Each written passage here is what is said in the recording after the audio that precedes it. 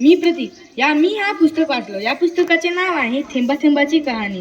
आणि याचे कवी आहे गणेश शिवराम भाकरे. आणि गणेश शिवराम भाकरे सर खूप मोठे कवी आहे. आणि याच्या मुखपृष्ठावर दोन मुलं आणि एक मुली एक झाड लावत आहे आणि एक मुलगा त्याला पाणी पाजवत आहे.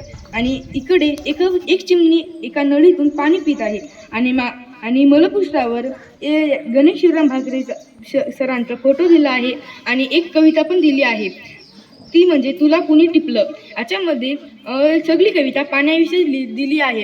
आणि याच्यामध्ये पाणी आपल्याला आपल्यासाठी किती महत्त्वाचं आहे याच्यामध्ये दिलं आहे. पहिली कविता आहे म्हणजे सगळे हिरवगार दिसेल. म्हणजे पावसाळ्यामध्ये आपली पृथ्वी जशी हिरवगार दिसते, जशी इकडे तिकडे पावसाळ्यामध्ये गवत उगतात आणि आपली पृथ्वी हिरवगार दिसते, तसेच याच्यामध्ये पण हिरवगार दिसत आहे. आणि दुसरी शाळा आहे म्हणजे गावातली शाळा.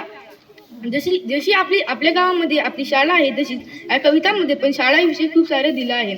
आणि हा पुस्तक आनंदाचा उत्कृष्ट बाल साहित्य कृतज्ञता पुरस्कार यामध्ये आला आहे. आणि गणेश शिवराम भाकरे सरांना मागच्या वर्षी आनंदाचा उत्कृष्ट बाल साहित्य कृतज्ञता पुरस्कार हा मिळाला होता.